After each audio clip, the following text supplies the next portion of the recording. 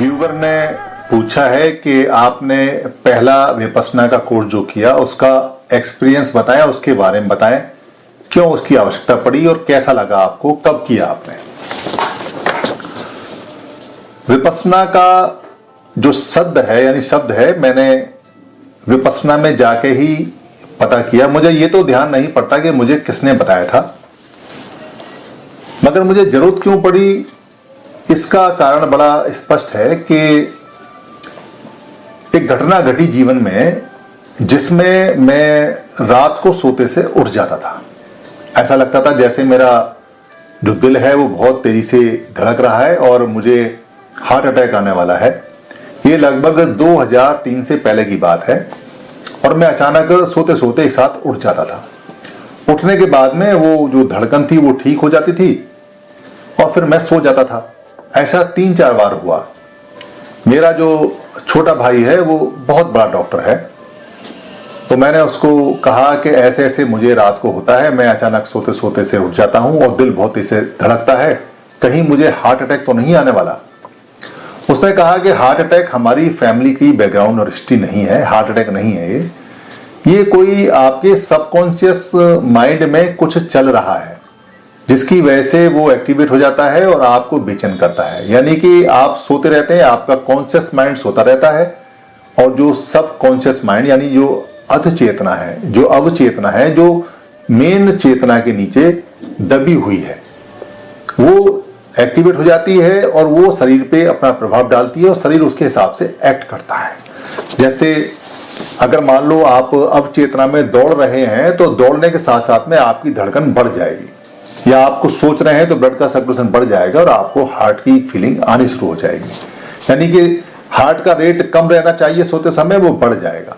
तो वो एक तरह से आप ये समझे कि जैसे कार का जो इंजन है, बिना चले कार का इंजन ऑटोमेटिक स्टार्ट हो गया या कर दिया और खड़ी खड़ी कार गर्म हो गई।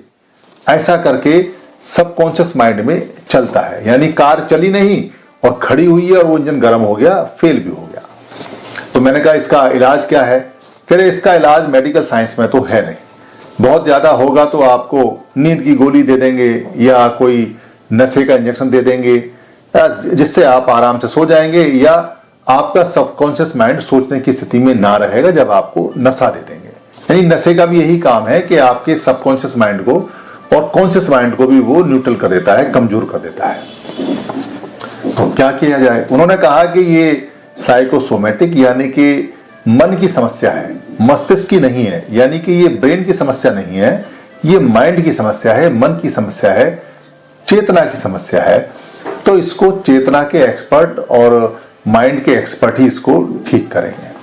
तो क्या करना चाहिए मैंने पूछा, तो उन्होंने कहा कि इसके लिए मेडिटेशन यानी कि जो साधना है वो करनी चाहिए, उससे ठीक होगा।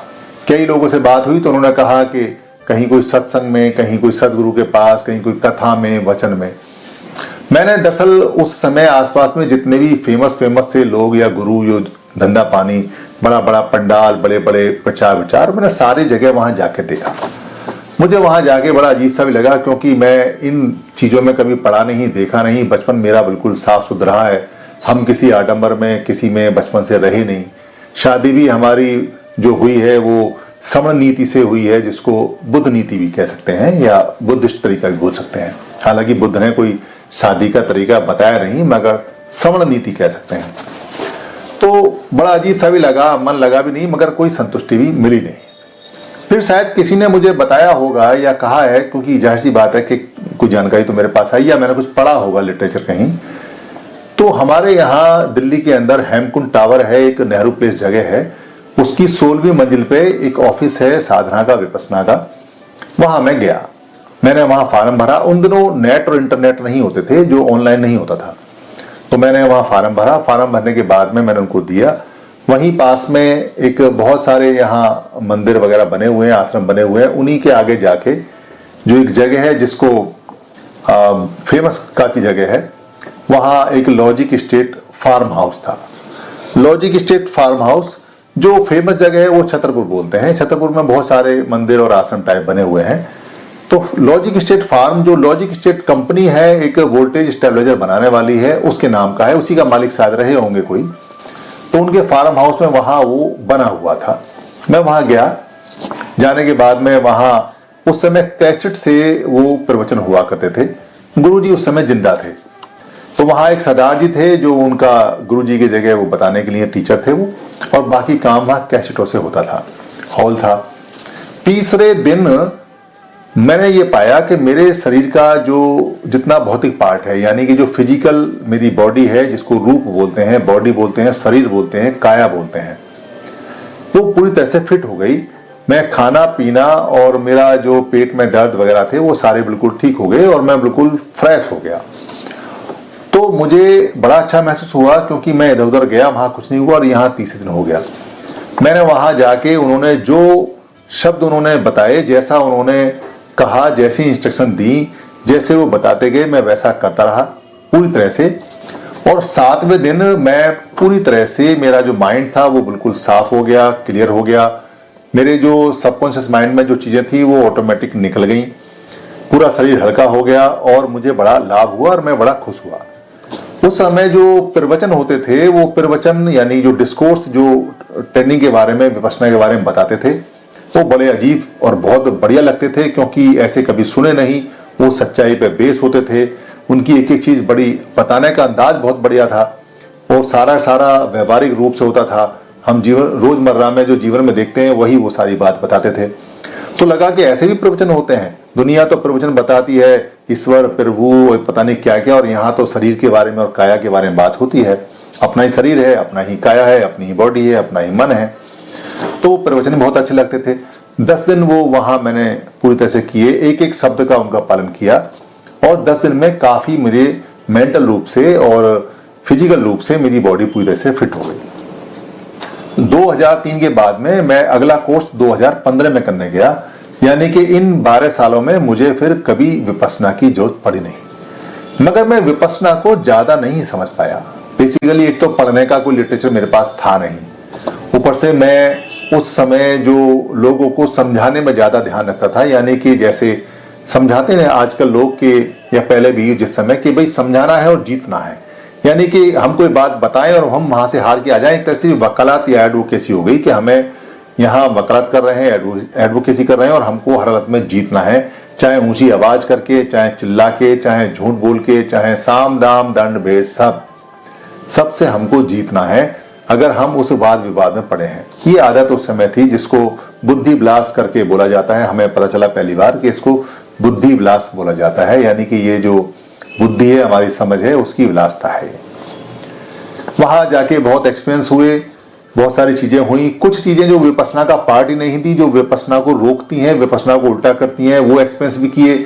हम ये समझे कि यही विपश्यना है, यानी विपश्यना जो है वो यही है। जबकि बहुत बाद में जब और भी कई कोर्स किए तब समझ में आया कि अरे हम पहले जो कोर्स में करके आए थे उसमें तो हम विपश्यना के विपरीत भी बहुत सारी चीज करके आए जो विपश्यना को रोकती हैं। जितने बचपन में एक्सपीरियंस थे, हवा में उड़ने का, इधर उड़ने का, सारे एक्सपीरियंस किए, सारी रोल बैक हुई, सारी चीजें हुई। तो विपश्यना का जो पहला एक्सपीरियंस था वो बड़े, मतलब हमको पता नहीं चला कि वो विपश्यना में क्या है क्या नहीं है। फायदा पूरा हुआ, बॉडी पूरी तरह से ठीक हो गई, साइकोसोमेटिक प्रॉब्लम ठीक हो गई, हार्ट की कोई प्रॉब्लम थी ही नहीं, रात को बढ़िया नींद आने लगी, और 12 साल तक विपश्यना की जरूरत नहीं पड़ी। एक काम किया मैंने कि विपश्यना में सब लोगों को मैंने भेजना शुरू किया, क्योंकि मुझे बहुत फायदा हुआ। इसलिए जो भी मिलता था मुझे, मैं कहता था कि भाई अगर आपका 10 दिन का नुकसान होता है तो आप पैसे मुझसे ले लो, अगर आपको लगता है कि विपश्यना से फायदा नहीं हो रहा। बहुत लोगों को मैंने सर पे भेजा, मगर आज तक कोई मुझसे पैसे लेने नहीं आया, क्योंकि ऑलमोस्ट सबको ही इससे फायदा हुआ। लंदन के अंदर एक मेरी मित्र है जो ईसाई है, क्रिश्चियन है, पाकिस्तान की रहने वाली है, उसको मैंने वहां भेजा। उसने भी ये माना कि ये बहुत ज्यादा फायदेमंद है। जितने भी लोग मिले मुझे, जो भी मिले मुझे, खासतौर जो साइकोसोमेटिक या फिजिकल डिसीज के मिले या मेंटली परेशानी मिले, मैंने सबको भेजा। डिप्रेशन है, माइग्रेन है, छोटी मोटी सर दर्द है, कैसा भी है, सभी वहां ठीक हो गया है। किसी ने ये नहीं कहा कि ये विपश्यना टेक्निक ठीक नहीं है, यह बढ़िया नहीं है। ये कमाल की बात है कि मैं अब तक बहुत लोगों को भेज चुका, और अब तो वहां लाइनें लगी पड़ी हैं, अब तो वहां नंबर ही नहीं आता, क्योंकि जैसे ही सीटें खुलती हैं वैसे ही सीटें फुल हो जाती हैं। सारा अब ऑनलाइन है। मैंने अपने 35 साल की आयु में ये लगभग किया था, तो 35 साल की आयु में 12,700 दिन लगभग मैं जिया। 12,700 दिन का सिर्फ 10 दिन में वहां प्रैक्टिस करके आया। 10 दिन में बिहेवियर पैटर्न चेंज नहीं होता, क्योंकि 12,700 दिन में जो आदत आपको पड़ी हुई है, जो मन आपका बिहेवियर करता है, उसको 10 दिन में चेंज करना इतना आसान नहीं है। बहुत बिरले कर भी सकते हैं। भगवान बुद्ध ने 6 साल लगाए, 6 साल में वो अपना पूरा बिहेवियर पैटर्न उन्होंने बदल लिया था। मगर 10 दिन का फायदा इतना हुआ कि बिहेवियर पैटर्न का पता चलने लगा कि ये मेरा बिहेव है, ये मेरा व्यवहार है, ये जो मन कर रहा है ये ठीक कर रहा है या ये खराब कर रहा है। और कुछ नहीं हुआ तो कम से कम जानकारी होने लगी, दिखाई देने लगा कि ये जो काम हो रहा है इसका शरीर पे क्या फर्क पड़ रहा है, मन पे क्या फर्क पड़ रहा है, ये जानकारी बड़ी अच्छी तरह से होने लगी। और सबसे बड़ा फायदा ये हुआ कि मुझे धम्म समझ में आने लगा। यानी कि जो धम्म मेरे पिताजी मुझे समझाया करते थे, वो शब्दों में, वाणी में समझाया करते थे, पाली भाषा में समझाया करते थे, उनको समझ में आ जाता था, क्योंकि उनकी उम्र बड़ी थी। वो अच्छे विपස්සना, मतलब बैठे बैठे विपස්සना से वो करते रहते थे। उनको ध्यान रहता था। वो एक एक शब्द, एक एक वाक्य को बहुत अच्छा बताते थे। मैं उस समय कोई जवान था, हैंडसम था, तो इसलिए मुझे समझ में नहीं आता था। मगर विपස්සना के बाद में मुझे धम्म बहुत अच्छी तरह से समझ में आने लगा। एक एक बात बिल्कुल क्लियर हो गई। अगर आप धम्मिक हैं, आप बुद्धिस्ट हैं, या बुद्ध की भाषा जानते हैं, या बुद्ध को सीखना चाहते हैं, या इस फिलॉसफी को पहचानना चाहते हैं, तो ये फिलॉसफी बेसिकली पढ़ने की या सुनने की नहीं है, ये करने की है, ये प्रैक्टिस करने की है। बहुत सारे लोगों ने, हमने फिर बाद में ध्यान दिया कि इस विपස්සना से सीख के लोगों ने अपनी दुकानें खोल ली, अपने व्यापार चला लिए, लोगों ने इसको अपना अपना मिक्स करके अलग लेके से लोग पेड भी पैसे लेने लगे। विपස්සना एकदम फ्री है। वहां हम गए, हमसे वहां किसी ने कोई पैसा लिया नहीं। हमारी इच्छा है, हम वहां को देना चाहें ठीक है, नहीं देना चाहें तो वो मांगते नहीं। और वहां बिल्कुल शांति रहती है। ना वहां ना आपकी कोई जात पूछता है, ना धर्म पूछता है। वहां सिर्फ आपका नाम पूछता है और पता पूछता है। सारे लोग वहां बराबर होते हैं, मौन पूरा चलता है। प्रक्रिया है, मैं विपස්සना की पहले भी कई वीडियो बना चुका हूं। ये तो मैं आपको कभी नहीं बताऊंगा कि विपස්සना कैसे करते हैं, क्या करते हैं, क्योंकि अगर कोई ये बताता है तो वो मूर्ख है। बेसिकली विपස්සना बताने की या ज्ञान झड़ने की या बुद्धि विलास की चीज नहीं है। ये लोगों के मानव कल्याण की है। आपको 10 दिन खर्च करके आने चाहिए। आपके 10 दिन व्यर्थ नहीं जाएंगे, ये मेरी गारंटी है। अब तो मैं विपස්සना के काफी कोर्स कर चुका हूं और काफी लोगों को भेज चुका हूं। विपස්සना जिसने भी की है उसको बहुत फायदा हुआ है। इसलिए अगर मैं आपको वीडियो में ये बता देता हूं कि विपස්සना में ऐसा होता है, ऐसा करते हैं, वैसा करते हैं, विपස්සना हर व्यक्ति का अनुभव अलग होता है। अगर 1 करोड़ लोग विपස්සना करेंगे तो 1 करोड़ लोगों का अनुभव अलग होगा। अगर 100 करोड़ लोग विपස්සना करेंगे तो 100 करोड़ लोगों का अनुभव अलग होगा। ये विपස්සना एक खास बात है। जैसा आपका व्यवहार, जैसा आपका सॉफ्टवेयर, वैसा ही आपको वहां अनुभव होता है। धन्यवाद।